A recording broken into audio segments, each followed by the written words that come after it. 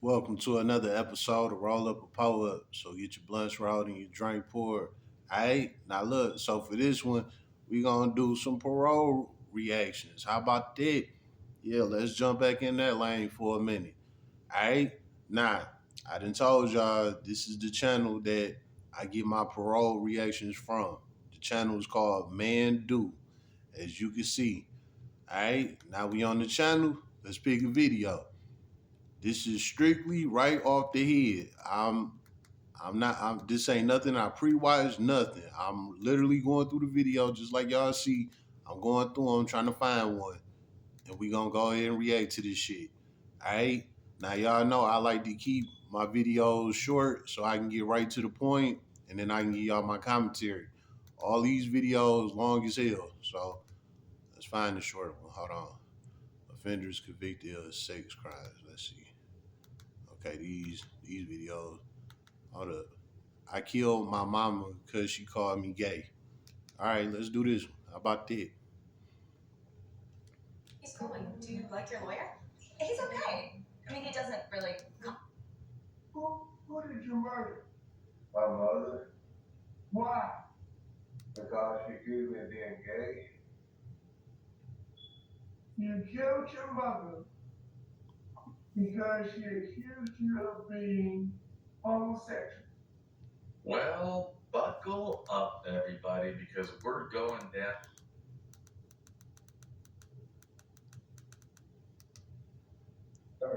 Okay.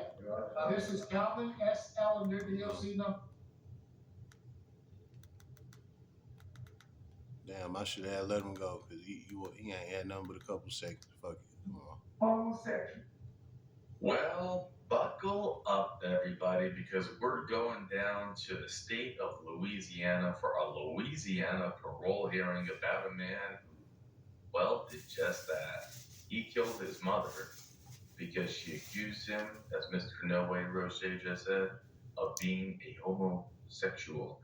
And now he is up for parole. Now, he was sentenced to 40 years in prison. His good time date is 2034. His full term date is 2039. But I mean, he's on track to get out in 2034 unless he gets paroled now. And I certainly, I don't think we've ever heard of that kind of reason for being locked up. I mean, if that was an excuse given in today's landscape, it would be plastered on every newspaper. But because this happened back in 2001 when Yahoo was the leading internet search engine, there's no news to be found. But we're covering it now. So with that, let's jump in. Our first case is going to be Mr. Calvin S. Ellender. Mr. Ellender, would you please introduce yourself and give us your DOC number? My name is Calvin Scott Ellender, 229533. Mr. Ellender, let me explain our process to you. First, I'm going to read some information into the record. Does he have any? No. First, I'm going to read some information into the record, and then we're going to conduct a parole interview with you. And then we'll ask the warden for some input or anyone else there at the staff that has some input about your case. And then we'll have a little discussion with you. Then you'll have an opportunity to say whatever you'd like to say to the board. Then we'll vote. You understand our process, sir? Yes, sir. Okay.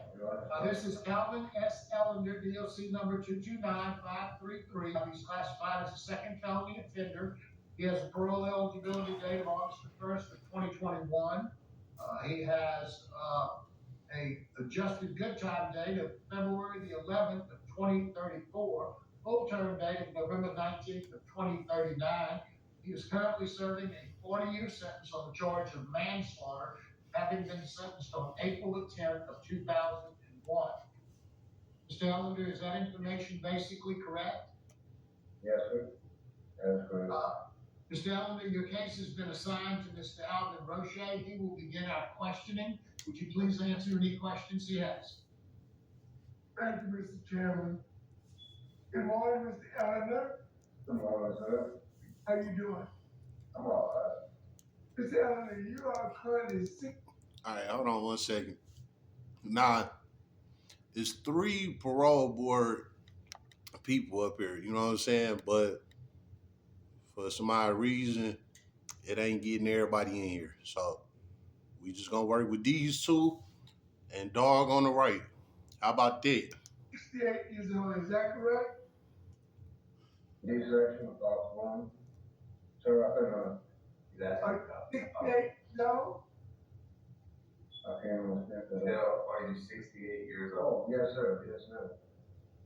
No, I And can't. you're a second felony offender, right? Yes, sir. And you have, One more time. What I tell y'all about them having 3 parole board people? What I tell y'all that mean?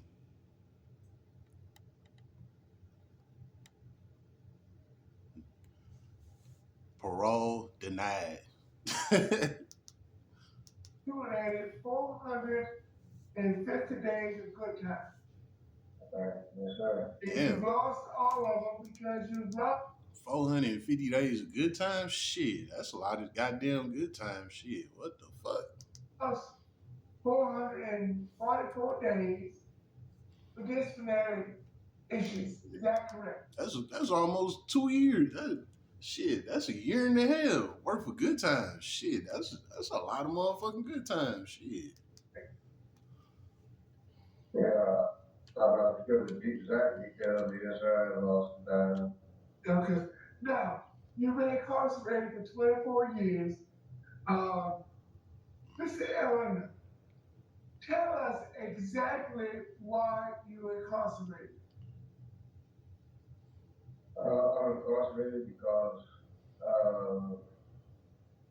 we have had a whole lot of problems with drugs and Now, let's alcohol. speak up. Mr. Allen, speak up so we can hear. I had a lot of trouble with my parents, you know, my life because of drugs and alcohol, and it was because of that found out I just couldn't take the fact. Mr. Hey, look, it ain't y'all tripping. This guy, he just jibber jabber, man. I don't know what the fuck he talking about. But at the end of the day, he killed his moms because she called him gay. So maybe this is why he jibber jabbering. You know what I'm saying? He might not know what the fuck to say or how to say it. So he really talking stupid as hell. Now that might be just the way how you talk for real, but if you ask me, I think it's more so he disgusted with what he did and he know he fucked up, so he trying to talk all sad and get like some empathy out of them. You know what I'm saying? But that shit ain't gonna work. How about that? Allen, you're mumbling. I need you to speak and tell us why you're incarcerated. Sir, I had a lot of trouble with parents and my whole life because of drinking and drugging, and I just got out of jail for DWI that I couldn't pay it, and he accused me of being gay, and because somebody called her on the phone from Yeah, but Allen, we know why you're in jail. Who did you murder? my mother Why? because she accused me of being gay. Y'all heard that right? He admitted it out of his own mouth that he killed his mother because she called him gay. Now, let's go ahead and stop it right there real quick, right? If somebody call you gay, 9 times out of 10, that's because they seen you do some gay shit or they know about you being into something. It was something for somebody to call you this, especially your own mother. Your mother is like your first protector besides your father. You know what I'm saying? So if your mother is going up against you saying, yeah, you gay, evidently she knows something. And evidently he know that she know whatever it is that he did or what he was doing. And this is why he killed her. Like, what? You know what I'm saying? All because she called you gay? If you not gay, then you ain't gay. But she called you gay and you killed her. So what does that tell us? You're gay. How about that? You killed your mother because she accused you of being homosexual. And not only that, is that she listened to somebody's opinion of me over the telephone, without even knowing who it was, that it was, or if it was really a deputy or whoever called her, you know. And called her on the telephone and, said that I'd been up to something in the jailhouse, well, it wasn't right, and she just kind of lost it, you know, she was being gay. So, What was your first felony for? sir? What? First, Oh, my first felony, illegal use of a mobile home. That was my first one. Yes, sir. Were you on drugs or alcohol when you killed your mother? No, sir, it wasn't. Damn. No, I had no, Damn. So he just admitted that he was sober when he killed his mama. Usually, a lot of people get up here and say they was high on drugs, they was drunk as hell, they don't know what happened, what they did. They just woke up in jail with some charges. You know what I'm saying? This guy admitted it. He was like, shit, I was sober when I killed her. What does that tell you? She found out what he was doing and he didn't want it to get out there. So he smoked his own mama because he is a homo. What kind of shit is that, man? You had a sound mind, and you walk up to your mother, and you shot her or stabbed her. no, I just shot her one time. From How a does, distance of how about does 25 one, how feet. does one walk up with a gun and shoot their mother? Well, sir, like I was explaining, we had a whole lot of trouble in my life behind drinking and drugging, and her whole family was nothing but alcoholics. So, but their whole father died behind alcoholism. And when the car he was driving in the back seat crashed into a tree, and he was killed. And Okay. So, so tell me the programs that you completed in 24 years of incarceration. yeah, yes, sir, I was able to keep my hands on the guitar the whole time, and I'm a professional lead guitarist now. And I played in a band here. Tell me what, And, you had 450 days for time. So tell me about the programs you completed. oh, anger management and three other ones for anger management type classes I completed. I can't remember exactly. Have you had any substance abuse education or treatment? No, oh, yes, sir. At this prison, I know on my own that not to abuse drugs, alcohol. Because my mind has become Hey, look at this second parole board panelist. look, look at my man to the left. He's sitting there with his head back, taking a nap. Let's look at the third panelist. She like, bitch, you was a liar. You know what I'm saying?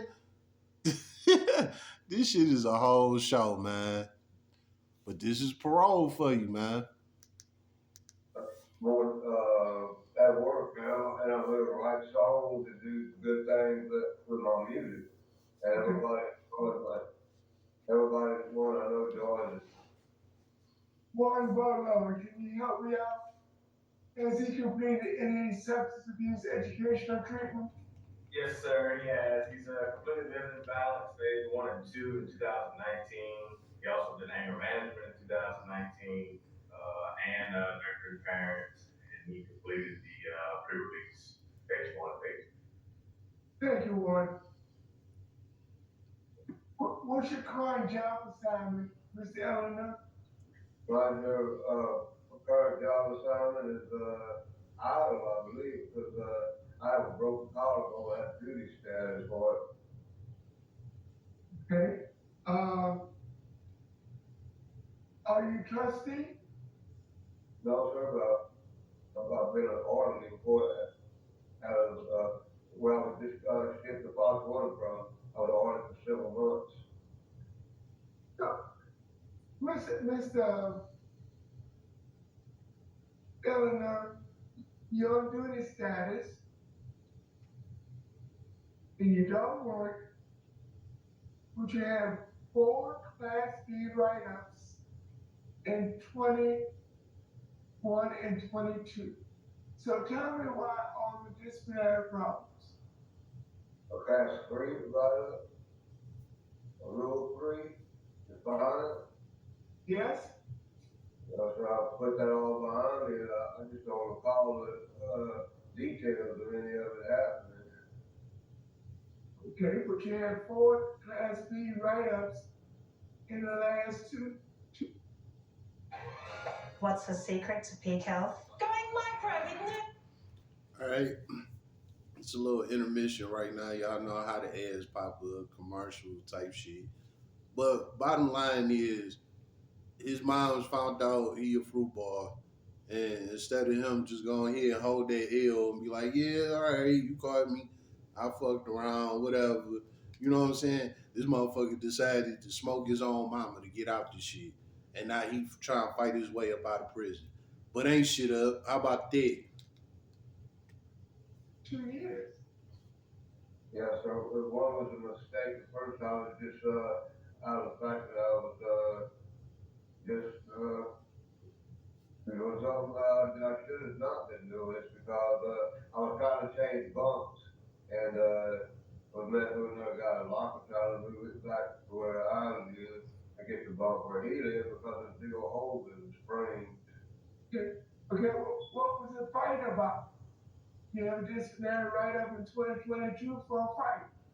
Yeah, yes, sir. It was really a one-sided fight. Because when I hit the dude a couple times on the leg, he grabbed me by my hand.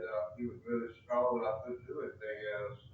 And according to proper procedure, the three man drove us out, drove me out. What was the theft? You had a write-up in 2021 for a theft. I failed. I never heard that one before. One Bolo?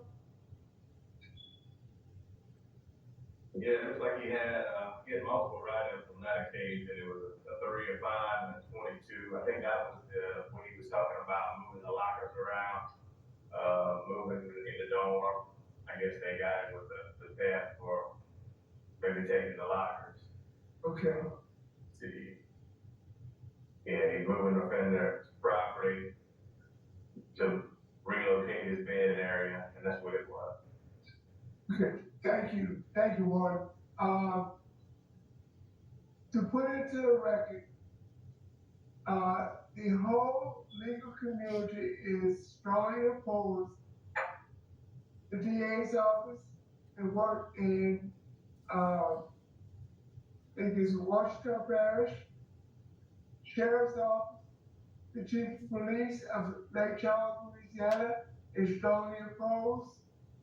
The victim's family is actively opposed and says the offender is a risk to public safety, and if released, he will murder again. That is from the victim's family. Here's another bad sign, with these parole board interviews is when the other parole board um, jurors, analysts, whatever you want to call them, interviewers, um, if they not asking questions like these two right here, if they not asking questions, that's a bad sign, man. You know what I'm saying? Because that's the whole point of the parole interview is everybody there got questions and you need to have answers. The whole time, ain't nobody had questions but this one parole interviewer. The guy in the middle, he's sitting there asleep half the time, and her over here, she in her phone. So what do that tell you? Flop. How about that? and also his family. There's a history of violence, and in my opinion, you need more rehabilitative programs. Warren Baldwin, do you have any comments, remarks, or observations? Yes, sir, Mr. Roche. He's been doing well. He's been staying here. He's done some programming. I do worry about his impulse control and anger and, reoffending. Uh, I just worry about it. Thank you, Warren. Mr. Chairman. Mr. Ellinger, is there anything you'd like to say to the board before the board makes a decision? Well, sir, at the end of this prison, I still feel a lot of anger, from my youth. Hey, y'all heard that? It's time for that parole reaction. You know what I'm saying? You heard what he said. Anything else you got to say before we make our decision? Well, you see the guy in the green suit? Now you see he ready. He up. Hey, come on. Let's hit him with this denied, because it ain't shit else to talk about. How about that? And it took a little while, but they got me straightened out. I'm in the part of my life is being able to play the guitar like a professional. And basically, what I tell you, survived me with a guitar in my hands, and that's all I really needed was some sober time with guitar. Thank you, sir. That ready to vote? Yes. Roche. Mr. Ellinger, based upon Here it go. Smoke. Big backwood. Good 7 grams in that backwood. Good quarter in that backwood. Smoked. How about that? your disciplinary conduct issues based upon victim's family is adequately opposed. You have opposition from the DA's office, the sheriff's office, and the chief of police, and what I believe to be a danger to public safety, I'm denying your request. Thank you, Mr. Roche. Ms. Lawrence. Mr. Ellinger, I'm glad to hear that you are compliant with your medication and you're doing what they ask you to do, and that you're feeling better. Like I said, your music is coming back. I'm glad to hear that. But however, for the reasons Mr. Roche has already stated, my vote is to deny as well. But I want to encourage you to continue to do well and cooperate. Ellinger, you have 2 votes to deny. My vote is likewise to deny for the same reasons as my colleagues. I hope you continue to take your medication and continue to improve. Good luck to you, sir. Thank you, sir. I appreciate that. Okay, who else is? What I tell you? What did I tell you?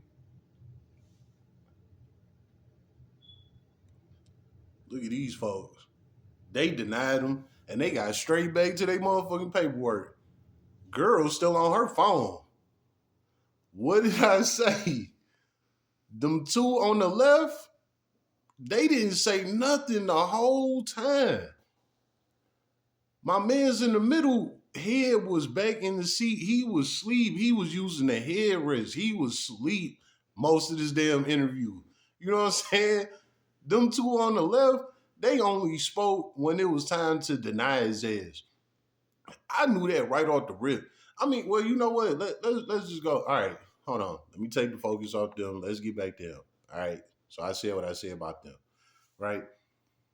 I knew that he was denied anyway because of the fact of what he did. He killed his own mother because she called him gay. Because she called him gay. Not that she put him on display in front of the world and you know what I'm saying? Put him all over social media, none of that. She confronted him and said, "Hey man, you a homo. You know what I'm saying? You did some funny shit." She might have seen him do something. She probably seen something in his phone. You know what I'm saying? She probably seen him doing some, some feminine stuff a couple of times. Whatever it was, she had good reason to call her own son gay. And instead of him just holding that and saying, "You know what, mama, whether if you right or wrong, whatever. This is your mother." You know what I'm saying? She can call you whatever the fuck she wants to. She brought you in this world. You know what I'm saying? Let her say whatever the fuck she got to say. So what? Go on about your business. You a grown ass man. But nah, he didn't have none of that in his membrane. The only thing he saw was red, and he about to kill his mother. The same person that birthed him, the same person that brought him into this world. He killed her because of her words, not her actions, because of her words and what she called him. So that alone tell you that he guilty, that he is gay, and something is wrong with him. So I knew his parole was denied anyway. He the type of guy they not gonna let out. One of the main reasons why I say this is because usually with these parole interviews, they always want the witness to come up and speak, and say what they got to say how they feel. Say, hey, you know what? All right, he did enough time. I don't care if he get out now. I didn't move on with my life, blah, blah, blah. Just keep him away from me. You know what I'm saying? Usually when the witness or the victim say some shit like that, 9 times out of 10, they grant you your parole because the victim was there to speak and the victim feel otherwise, as to your sentence and however your life goes. So sometimes the parole board will grant you your parole or some shit like that. And then on the flip side, you got the witness or the victims that say, hey, I don't want him to get out. Keep him in there as long as you can, give him the maximum, blah, blah, blah, blah, blah, blah. And then on that end of the stick, most of the times they'll flop you because the victim don't want you out here. And then it's a very small chance that they will give you the parole anyway, even with the victim saying, hey, I don't want him out. Sometimes the Department of Justice give you a chance, just sometimes. Sometimes. But with this case, it's no witness, no victim, because he killed that person. So with that being said, your ass ain't going nowhere. And you killed your own mother for nothing. Yeah, you ain't going nowhere. Parole denied every time. Every time you go see them, they gonna deny your ass. And this is exactly why these two right here to your left ain't had nothing to say the whole time. Their decision was made before his ass even came and sat down. You know what I'm saying? How about that? It's been another episode of Roll Up a Poet. So get your blunts rolled and your drink poured.